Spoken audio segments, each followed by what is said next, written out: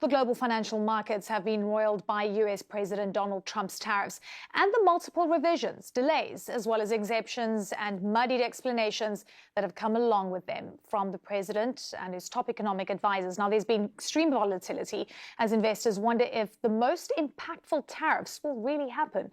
The White House insists that they will. In the meantime, uncertainty reigns. Today on Wall Street in early trading, we're sitting well into positive territory, down NASDAQ and S&P well above that 0.5% mark in the green. And this is quite important because we've seen real pressure coming through, but the last few days we've seen some reprieve. And again, it has to do with the messaging from the White House. In the meantime, European stock markets are edging higher today after President Trump said he's considering those exemptions on auto tariffs. Here's a look at the major indices later in the trading day. As you can see, all in the green. The FTSE up 1.2% and the IBEX up almost 2%. Now, the EU announcing today it is going to impose retaliatory tariffs on hundreds of American products, ranging from clothing to toilet paper, if trade talks with the US fail. I want to bring in Nick Robertson from London. He's on top of the story for us. And Nick, frankly, the Europeans have said if things don't go as planned and there's no negotiation and deal on the table, they are willing to embark on countermeasures. So give me a sense of what is happening behind closed doors, what kind of conversations are occurring, and whether the US and the Europeans can see eye to eye. Well, they saw eye to eye yesterday, quite literally, because their top trade commissioner was in Washington meeting with U.S. counterparts, and he said, look, taking this opportunity of a 90-day pause on these U.S. tariffs that President Trump had initially said 20% on Europe on horizontal tariffs, taking it down to 10%, holding it off for 90 days. Okay. They're into these talks, but he did say this is going to be difficult. It's going to require both sides. And he also said that the tariffs were unfair. So he is back in Europe now, briefing ambassadors. This is how the EU works about the nature of and the result of and the content of those conversations. But what else is happening? And you just talked about it. Well, last week, the European Union took a decision on $23 billion worth of tariffs on the United States for...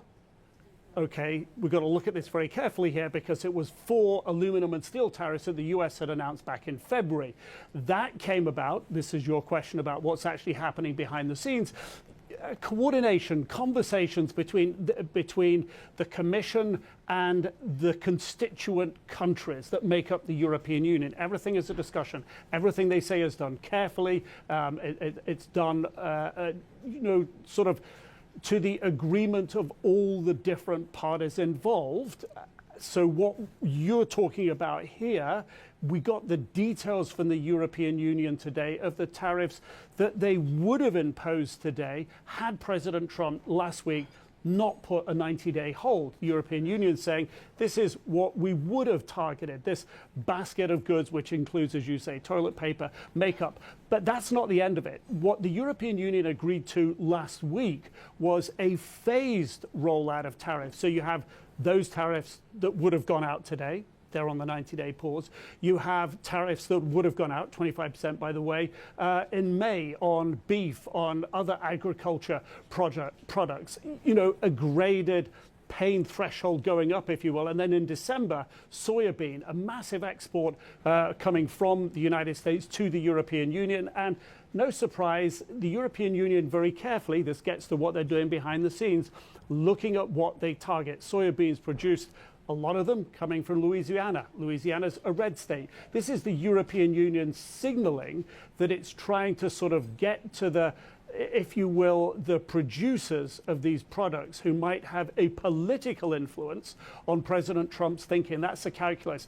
But here's another point. Okay, so there's those 10% horizontal tariffs plus the 25% vehicle car tariffs that the United States has imposed on the European Union and the rest of the world as well. There hasn't been a response, reciprocal tariffs coming back from the European Union on that. They're considering it. And there's several massive areas of commerce, such as goods, pharmaceuticals, medicines, oil that it buys, liquid natural gas products from the United States, energy products. They haven't touched that yet. Neither have they touched services, which is another massive sector of financial importance that the United States in essence, exports these services to the European Union. So this is a very, very graded response, carefully managed, step by step. That's what's happening behind the scenes. Yeah, I mean, truly fascinating. And here's the reality. I mean, markets seem to have rebounded somewhat. It seems that, there's a little bit of reprieve here. But from what I'm hearing, and based on what you're saying, the Europeans have many levers that they can pull, frankly, with the United States. And from our sense is you've got the global world trade order that is being rejigged, reworked completely. It seems like tariffs are here to stay. Are the Europeans prepared for that eventuality? I think they're signaling that they are. They're signaling and saying that they're prepared for tough negotiations. They'd rather have a 0-to-0 tariff relationship with the United States, but that's something the United States has turned down. They say that they're ready for these negotiations to be tough. And the way that they're grading them, if you will, and sort of putting out the ones that have less economic impact first, although again, the point is they put those on a 90-day hold. That the way that they're stepping them out is designed to increase the pain slowly and over a period of time. So it was in early February that President Trump announced these 25% tariffs globally on aluminum and steel. It took until last week for the European Union to make a decision on that. So it is in this for the long game, careful, slow. And part of the messaging here, and we've talked about this before, is the European Union wants to send to its other trading partners a very clear signal that they're not going to be reactionary and do things quickly in the way that the United States has put these tariffs on, announced the tariffs, backtracked, gone backwards and forwards, mixed messages, unclear signals, uncertainty. Businesses hate that, right? What the European Union is trying to do here, not just in its response to the United States to send a message there, but to send it to other trading partners around the world, that they are consistent, that they are careful, that they are reliable, that they are stable.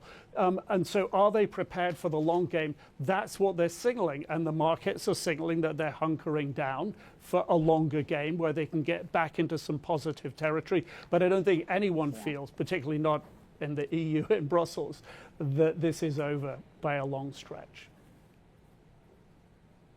Yeah, exactly. Let me tell you, I've covered markets long enough to know that every single country on the planet wants to increase its industrial capacity and export as much as possible. So frankly, what the United States wants, everyone wants. Nick Robertson, great to have you with us.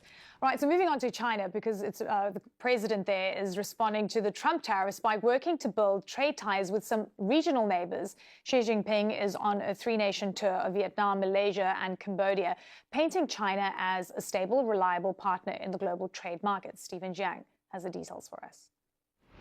Xi Jinping's message to Vietnam and indeed many other countries is to join hands with China to resist Trump's quote-unquote unilateral bullying and work together to maintain the current global free trade system and supply chains. Now, this is going to be repeated and amplified throughout his trip. The goals of his trip very much twofold. Economically, China trying to continue to diversify its footprint. And it's no coincidence he started in Hanoi because Southeast Asian countries as a bloc has replaced the U.S. and European Union as China's biggest trading partner, and Vietnam having the biggest share among all Southeast Asian nations. That's why Xi Jinping has signed 45 different deals and agreements with Vietnam, not only trying to sell a lot of products now being shut out of the U.S., but also trying to invest, helping Vietnam build infrastructure projects. And this is happening despite the long-running territorial dispute between the two countries in the South China Sea. So that really speaks to the second part of his goal, that is more strategic, more foreign policy related, with China trying to pull more and more countries closer to its orbit, even those that may have disputes with Beijing on major issues.